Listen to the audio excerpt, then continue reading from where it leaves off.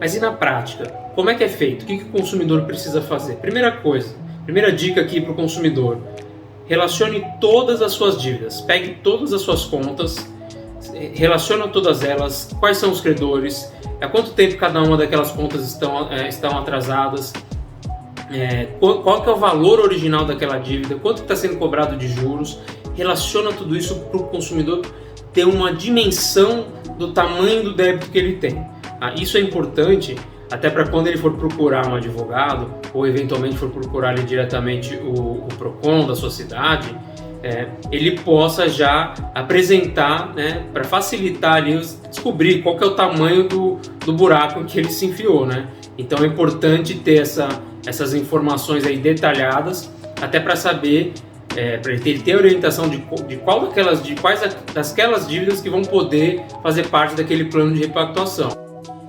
Feito isso, né, com a ajuda de um profissional, o consumidor vai saber ali se ele está enquadrado na condição de superendividado ou não. Uma vez enquadrado, o que ele vai fazer é o seguinte: ele vai ser convocado, né, se for através de uma ação judicial, o advogado ele vai preparar a ação, vai demonstrar que ele está numa situação, o consumidor está numa situação de desamparo, né, de superendividamento. Ele vai mostrar para o juiz, através dos documentos, que ele precisa da intervenção daquele juízo para que ele possa fazer lá um plano de repactuação. Através dessa ação, uma vez que ela foi distribuída, o juiz vai convocar todos aqueles credores que foram relacionados na ação para uma audiência de conciliação. E nessa audiência de conciliação vai ser apresentado ali o programa de repactuação daquelas dívidas. Então o consumidor ele vai apresentar qual que é a proposta que ele tem, né, quem são os credores que ele pretende pagar primeiro, durante quanto tempo, o valor de cada parcela, a data de vencimento de cada parcela. Ele vai ter que apresentar de forma detalhada o plano de pagamento que ele vai propor para aqueles credores decidirem se vão aceitar ou não. Bom, e aí os credores eles podem se recusar. Se eles se recusarem a uma proposta de acordo, ou se eles apresentarem uma contraproposta que não agrade ou que não seja passível de cumprimento pelo consumidor, então eles vão poder se negar. O consumidor também vai poder ter essa possibilidade de negar ali aquela contraproposta e a ação vai continuar. Feito isso, o juiz, uma vez identificado que o consumidor realmente precisa daquela repactuação, ele vai aplicar a repactuação compulsória.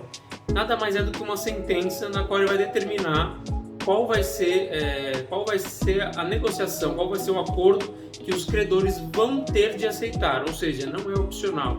O credor ele pode eventualmente até recorrer daquela decisão, mas ele vai ter que cumprir uma vez que houver o trânsito em julgado daquela decisão, ou seja, uma vez que não houver mais recurso e for determinado pela justiça um acordo, um pacto de repactuação daquelas dívidas, o credor vai ter que aceitar.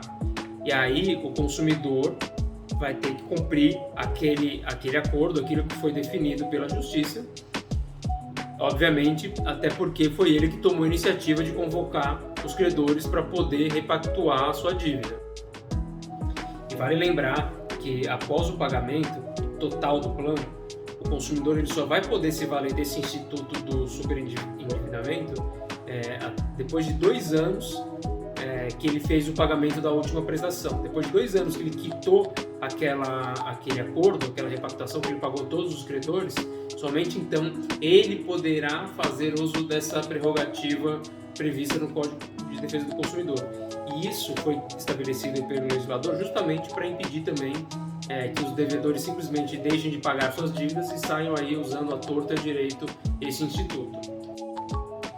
E uma vez homologado o acordo, todas as ações propostas por aqueles credores contra o devedor e todas as restrições que o devedor tiver em nome dele serão baixadas, né? Serão suspensas. As ações ficam suspensas e aqueles lançamentos do nome do devedor serão baixados.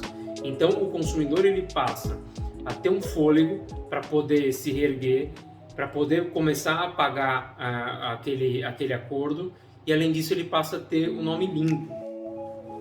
E se você gostou desse vídeo, não marca bobeira, já se inscreve aqui no nosso canal, Me segue nas outras redes sociais e diariamente a gente traz informações relevantes para você, consumidor.